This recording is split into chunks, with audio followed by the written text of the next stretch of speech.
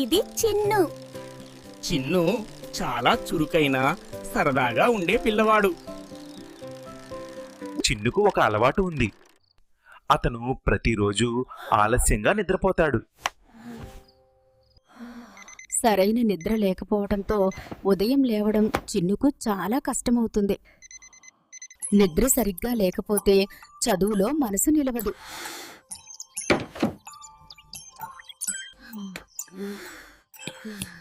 నిద్ర లేకపోతే ఆట ఆడేందుకు కూడా శక్తి ఉండదు. చిన్ను టుక్ అ గుడ్ డిసిజన్ దెన్.